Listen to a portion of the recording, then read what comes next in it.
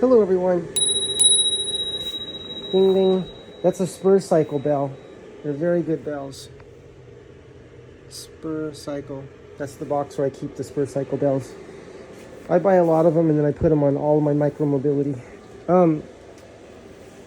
Today's video is going to be about people that go to, and how do I say this? Okay, so one thing I'm hearing a lot of, it's kind of like something that I keep hearing repeatedly and I haven't talked about, is how many people have heard when someone says, now maybe a lot of people are thinking it, but sometimes someone will say to an inventor that made a free energy machine or a perpetual motion machine. Now again, when I say that, whenever I say perpetual motion, because language is for the user, right? Language is for the user, which means you can use a word and it can have a meaning that is specific to you, and then you can share that meaning with others so we know what it means to you. And perpetual motion to me means that it still needs maintenance and that it's powered by, that it's an open system powered by cosmic energy, right? Powered by energy in space, that Richard Feynman and John Wheeler both spoke about. Enough energy in a cubic centimeter of space, I'm paraphrasing, that can power the whole planet, right? It can meet all the energy needs of the planet in 1 cubic centimeter of space. And I'm talking about the space that is between my fingers right there. That space right there. Not outer space, not in the ground, right here. But also everywhere in space. Everywhere. There's energy everywhere. So there's no shortage of energy. What we're working on is educating ourselves. That's what we have to do, okay? Because no one's going to give us the education, right? We have to go and get the education, right? We have to buy the books, get the books, and study and study and study, right? So what I do is when an inventor writes a book, someone that makes a perpetual motion machine, which, yes, needs maintenance and is powered by the energy around in the environment, right? It's not a closed system. I don't know of any inventors that have ever said that. They always say it's powered by the environment, and they always say it needs maintenance, like everything does. So what I want to talk about today is when someone says to the inventor, oh, and by the way, I always, when an inventor invents a perpetual motion machine, and they write books about how it works and how the theory works and all that detailed information, I read those books. It's not the only books I read all science books, but I definitely also read those books. I don't just read books that say that's not possible. That wouldn't even make sense. Not if I want to actually use one of those machines or make one of those machines myself or create my own version of a machine that can access cosmic energy, right? We can't study something that says that's not possible and then hope to make that very same thing, right? It'd be like in the days when we didn't have flight yet, right? It would be like reading all the science books that said flight's not possible, and it would be like reading all the articles that said, well, anybody that experiments with flight should be put in the hospital because they want to harm themselves. What good would those kind of articles do if someone wants to fly a plane, right? We have to study the people that have been doing this, that have done this in their lives, right? That have spent their lives, that have dedicated and committed their lives to learning how to do this. Now, so this video is about, well, it's about all the things I've spoken of so far, but also about when someone says, you, to the inventor, you should give this away.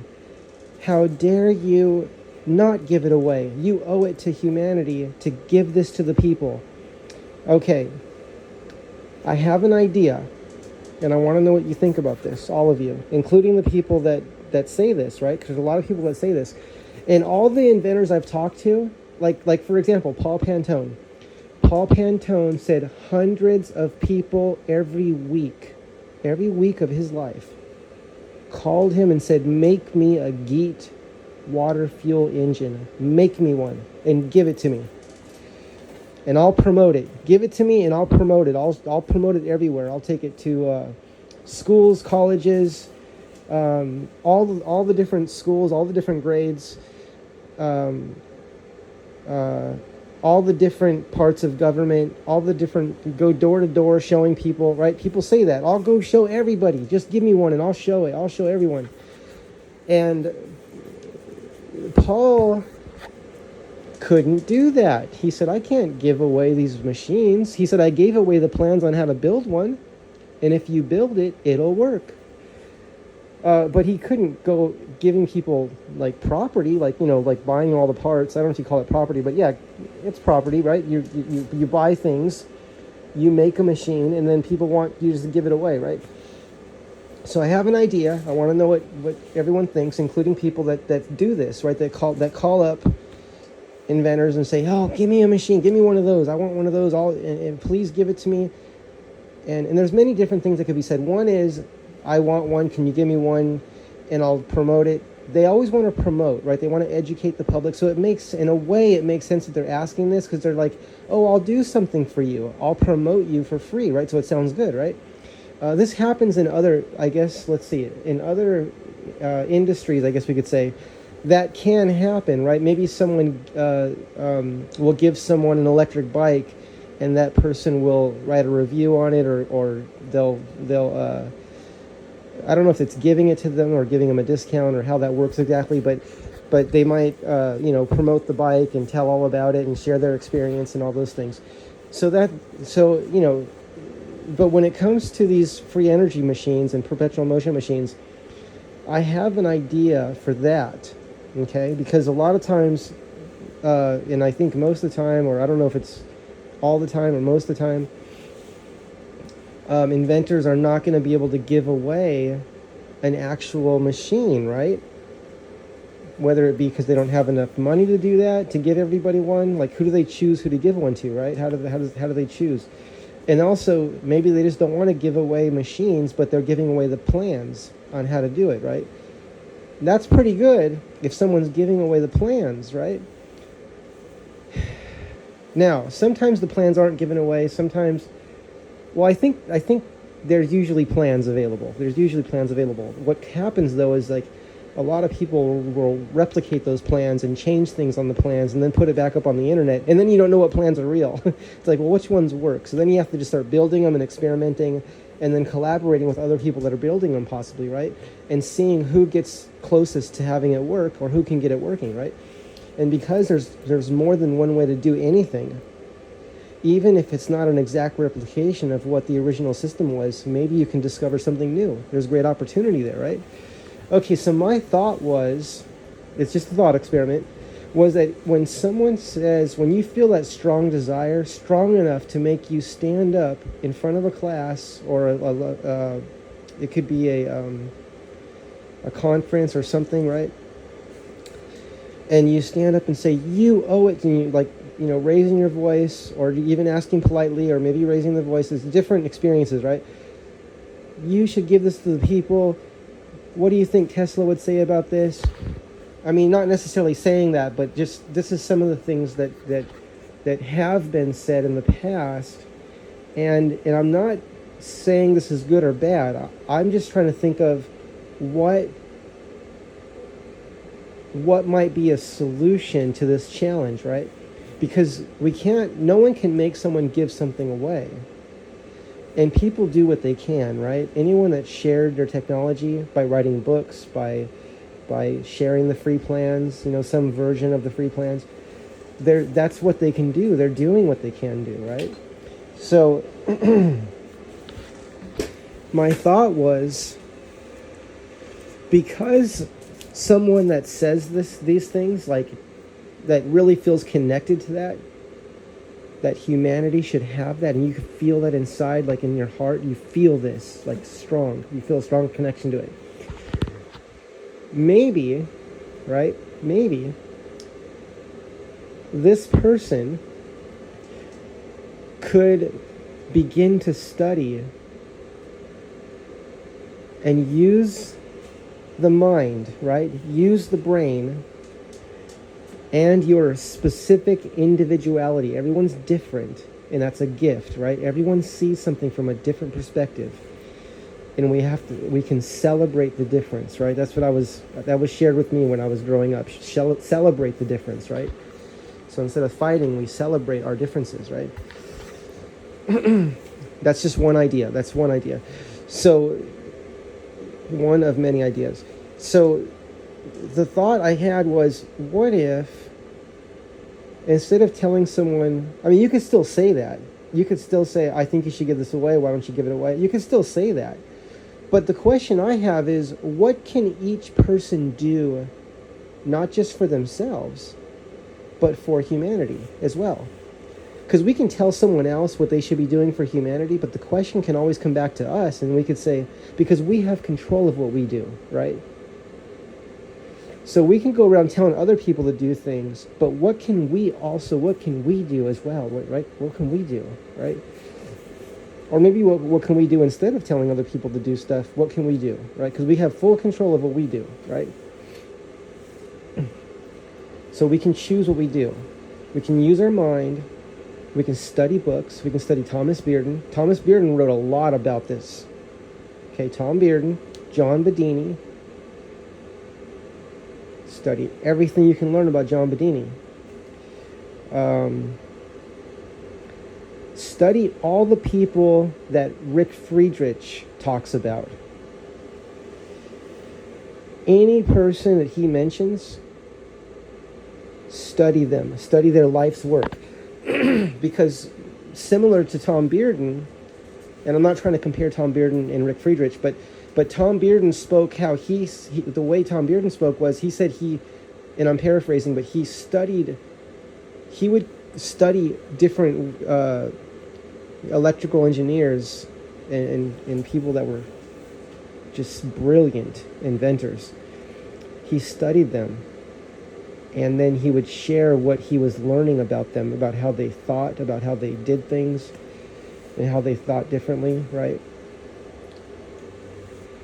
And he would share that. And then he also made the motionless energy generator, where do you think that energy is coming from? Anyone that calls a perpetual motion machine a closed system, that's not what it is. They're all open systems. They're getting energy from the environment. Cosmic energy, right? You can call it many things. There's many words. I'm not going to repeat them again, because I always repeat all the words. There's like more than 6 or 7 words or more. There's even more than that. A book I was reading recently had a whole big circle of these words, like all these words that are used to describe cosmic energy, just the energy in space, right? The energy that Richard Feynman talked about and John Wheeler spoke of. And many others as well. So my question is, that's just something we can all think about, is what can we do for ourselves and for humanity? And I know everyone's already doing that, but I was kind of thinking about, because this keeps coming up when I talk to people, like when I talk to inventors, they'll say, people just want me to build them a machine and give it to them. I can't give everybody a machine. Like Paul Pantone said, I can't give away 200 GEAT fuel processors every week. But he said he would get like between 100 and 200 calls a week. Imagine his phone just ringing all the time. Give me one, give me one. Imagine this, your whole life going through this. Give me one, give me one, give me one. I'll promote you, give me one. And then you have people that build them. And they can build one in over a weekend. They'll build a GEAT fuel processor. GEAT stands for Global Environmental Energy Technology. And what do you think it's doing? What do you think it's interacting with? Everything interacts with the environment within which it exists. We exist in this environment, this energy-rich environment, and we exist in a universe, an energy-rich universe, right? So, and the way I see these machines is flowing the energy in space, translating it, transforming, translating cosmic energy. We can just call it cosmic energy right now. That's what you can use your own words. You can even make up new words. Whatever word seems right to you, and then tell people what you mean. What do you mean by using that word, right? And then we know what you mean. So it's like flowing that energy from zero-point field, cosmic energy, vacuum energy, Dirac C, dark energy, dark matter, tachyon waves, gravity waves, virtual particle flux fields. I'm saying the words. Flowing this energy through the machine and into whatever circuit we need, right?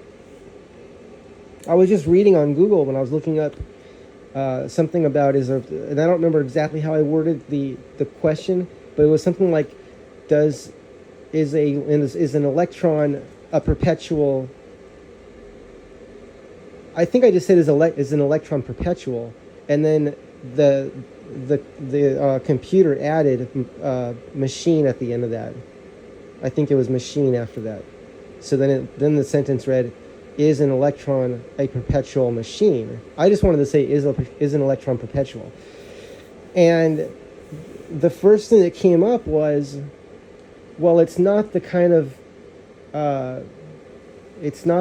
perpetual motion machine, and I'm paraphrasing because I don't have the exact quote, but it said something like, it's not the kind of perpetual motion machine that everyone wants.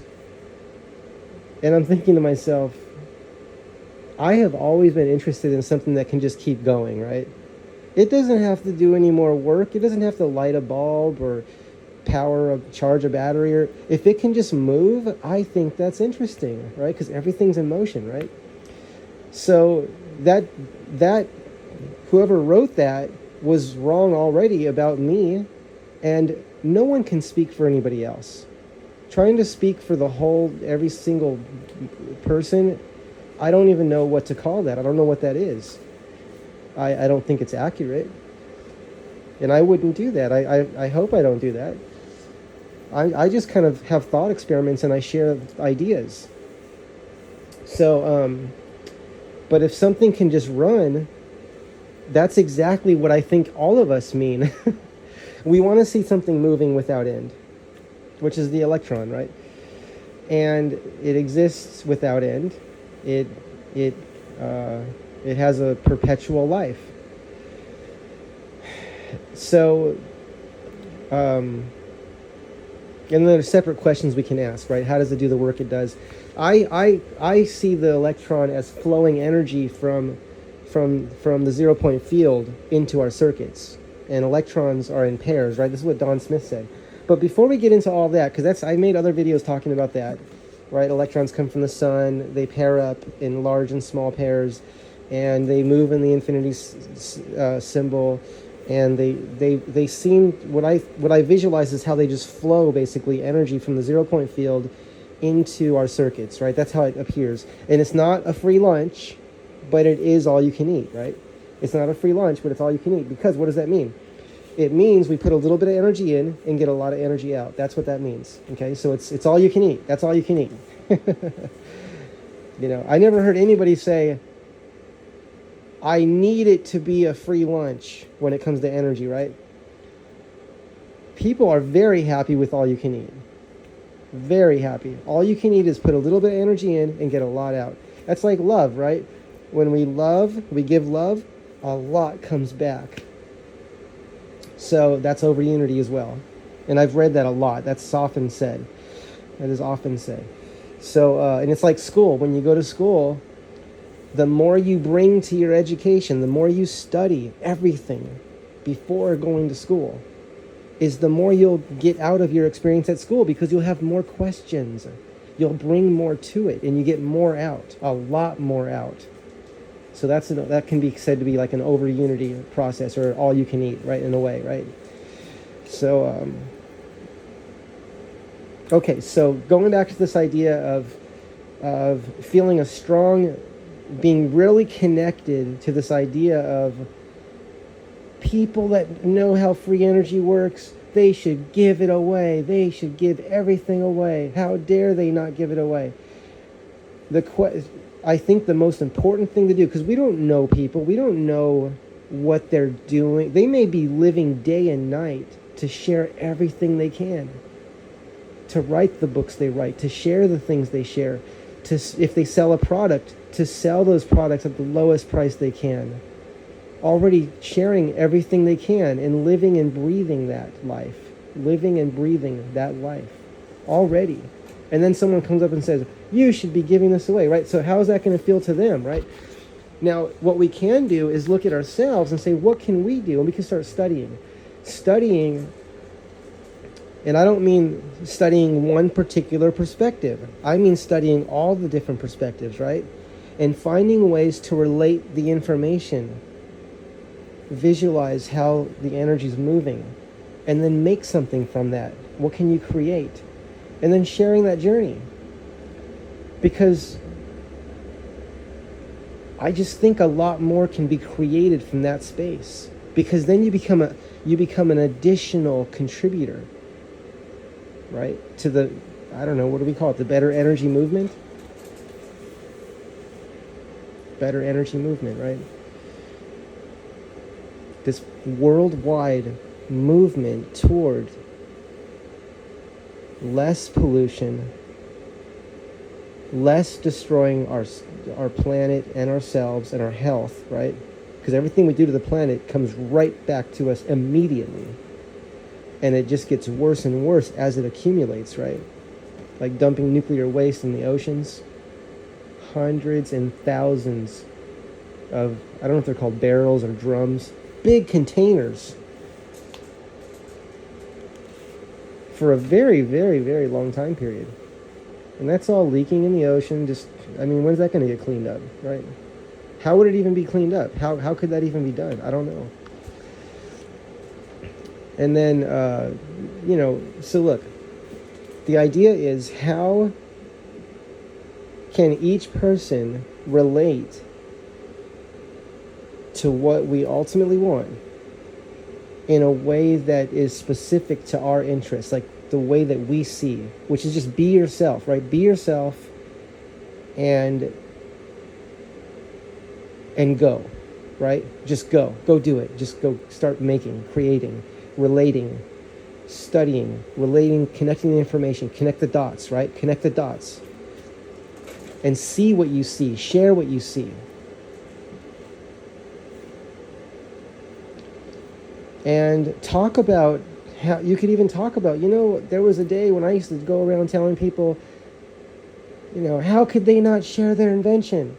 And then what you might realize is that, wow, now that I'm immersed in this work day and night, and this is my life, now I see what I was asking. And I'm so glad that I'm contributing instead of just telling people what to do and what they should do, even though I don't really know what their life is like and what they've done, right? I might think I know, but do we really know someone? It takes a lifetime to get to know someone. And we never know someone all the way. We're always getting to know someone, always getting to know someone. And if you treat relationships and friendships that way, I think it leaves a lot more space for growth on every side, in every way, right? Because we're changing, we're always improving. We want to. I think we want to be better people, right? All of us do. I've never met someone that didn't want to be a better person, right? So we're all living to be the best version of ourselves, if I say it that way. Okay, everyone, I'm going to wrap this video up. I have no idea what I'm going to call it, but don't forget, this is your world. Build it. It's your world. Build it. Make your world. Okay, let's do this together. See you in the next video. Okay, bye, everyone.